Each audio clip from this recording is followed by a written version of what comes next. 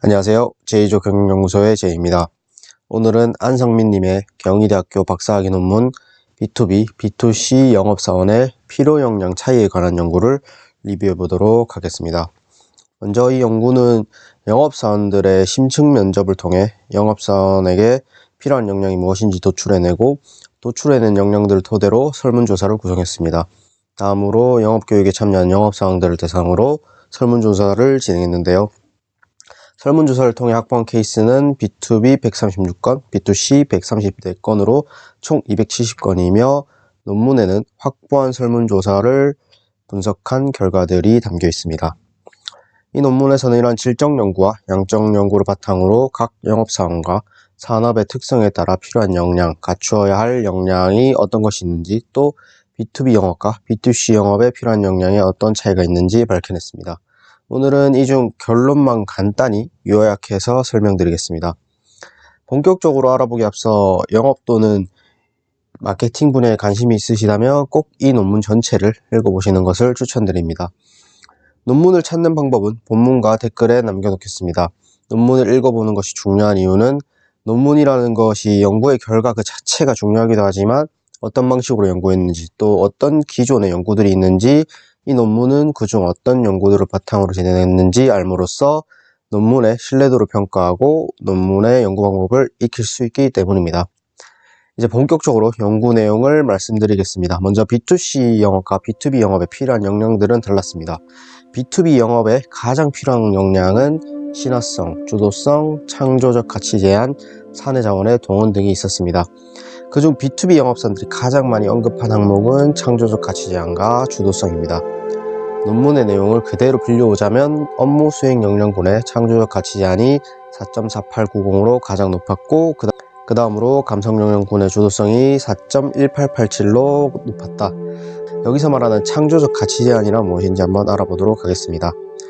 창조적 가치 제한이란 고객에게 가치를 제공할 수 있는 방안을 제안하는 것입니다.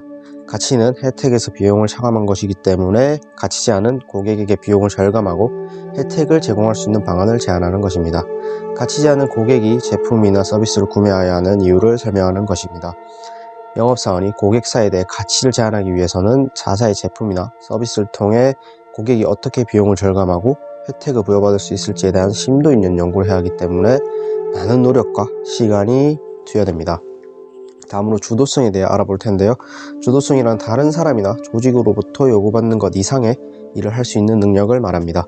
주도성을 가진 영업사원들은 개선 방안을 모색하고 새로운 영업 기회를 창출하기 위해 장시간을 투자하여 방법을 바꾸어가면서 시도하고 실패하더라도 포기하지 않고 다시 시도합니다. 이러한 과정을 통해 영업의 생산성을 높이고 높은 실적을 달성시킬 수 있습니다. 시키는 일만 하는 영업사원, 통상적인 업무만 가능대로 하는 영업사원은 현재 상황을 개선시키는 데 도움이 되지 않습니다. 영업관리자가 방향을 제시하면 다른 사람들이 생각하지 못했던 실행 방향을 찾아오고 스스로 실천하면서 개선 방향을 모색하는 영업사원이 현재 상황을 개선시킬 수 있고 높은 실적에 달성할 수 있음을 알아야 합니다. 정리하자면 B2B 영업에서는 화술이라든지 인간관계와 관련된 성격적 특성이나 업무 수행 역량의 중요도가 낮았습니다. 오히려 이런 부분에 의존한다면 회사의 신뢰도를 떨어뜨릴 수도 있다고 언급하기도 했습니다. 때문에 강한 멘탈을 가지고 사원의 자원을 적극 동원해 누가 시키지 않아도 주도적으로 고객의 문제를 해결하기 위해 노력하고 여러 방향에서 대안을 제시하는 것이 B2B 영업의 포인트가 되겠습니다. 다음으로 B2C 영업에 가장 필요한 역량으로는 외향성, 친화성, 공감성, 자신감, 자기통제, 고객 니즈의 노출, 기존 고객과의 장기적인 관계, 고객의 신중한 선별 등이 있습니다. 이 중 B2B 영업사원들이 가장 많이 언급한 항목은 맞춤형 고객 니즈의 도출과 공감성이었습니다. 다시 한번 논문의 내용을 빌려오자면 업무 수행 역량군의 맞춤형 고객 니즈의 도출이 4.4241로 가장 높았고, 그 다음으로 감성 역량군의 공감성이 4.4060으로 높았다. 여기서 맞춤형 고객 니즈 도출에 대해서 알아보도록 하겠습니다. 고객 니즈의 파악은 효과적인 영업활동을 위한 전제조건이 될 수 있겠습니다.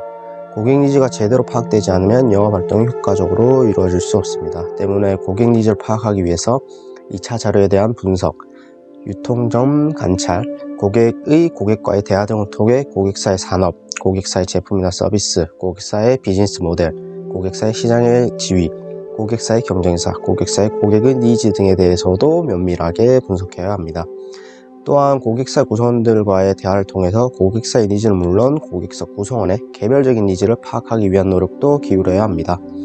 이 과정에서 고객사 구성원들과의 대화가 어떻게 이루어지는지가 매우 중요한데요. 고객사 구성원들과 대화를 효과적으로 이끄는 가장 핵심적인 요소는 적절한 질문을 하는 것과 고객의 말을 경청하는 것이 되겠습니다. 질문은 대화의 내용을 결정하는 역할을 하기 때문에 매우 신중히 선택되어야 하며, 고객의 말에 주의를 기울이는 것을 의미하는 경청은 고객의 의중을 가장 직접적으로 파악할 수 있는 수단이라는 점에서 영업사원이 꼭 갖춰야 할 중요한 덕목이라고 할 수 있겠습니다. 다음으로 공감성이란 다른 사람의 감정과 관점을 정확하고 신속하게 인지하고 그들의 마음에 두고 있는 문제에 대해 관심을 기울일 수 있는 능력을 말합니다. 공감 능력이 뛰어난 영업사원은 고객은 물론 팀원이나 타부서 직원 등의 이해관계자와 접촉하여 상대방의 말, 표정, 행동 등을 통해 상대방이 어떤 상황에 있고 무엇에 관심을 가지고 있으며 현재 어떤 감정 상태인지 빠르고 정확하게 파악하면 물론 상대방에게 위안이 되거나 도움이 되는 말과 행동을 취할 수가 있습니다. 영업사원의 공감 능력은 고객 니즈의 파악, 고객, 팀원, 타부서 직원 등 타인과의 관계 형성에 크게 기여하는 요소라고 할 수 있겠습니다. 다시 말하자면 B2C 영업의 경우에는 화술이나 인간관계에 대한 성격적 특성, 업무 수행 역량이 중요했습니다. 고객과의 미팅에서 경청하고 공감하여 빠르게 니즈를 파악하고 그에 적합한 제품을 추천해 주는 것이 B2C 영업의 포인트라고 할 수 있겠습니다. 여기까지가 연구 결과를 정리한 내용입니다. 우리는 이 논문을 통해 B2B, B2C의 각 영업사원과 산업의 특성에 따라 필요한 역량에 대해 알 수 있습니다. 또한 이 논문의 연구 결과는 영업사원이 어떤 직무를 수행하고 어떤 역량을 개발해야 하는가에 대한 기준점을 제시함으로써 기업에서 영업 직군의 신규 직원을 선발함에 있어 평가의 토대를 마련하는 데 사용할 수 있습니다. 이는 기업 운영의 관점에서 봤을 때 매우 중요한 부분인데요. 영업은 기업의 피를 돌게 하는 아주 중요한 역할을 합니다. 하지만 기업은 신규 직원 선발 절차에서 채용까지, 그리고 채용 업무를 주도적으로 수행할 수 있도록 육성하는 데까지 매우 많은 시간과 비용이 들어갑니다. 또한 기업에서 영업 분야의 신규 직원을 선발함에 있어 객관적인 업무 수행 역량에 대한 검증이 어려울 경우 대상자가 가지고 있는 성격, 감성 관련 역량에 대한 평가를 토대로 선발해야 하는 어려움이 있는데요. 여기에 이 연구 결과를 활용할 수가 있겠습니다.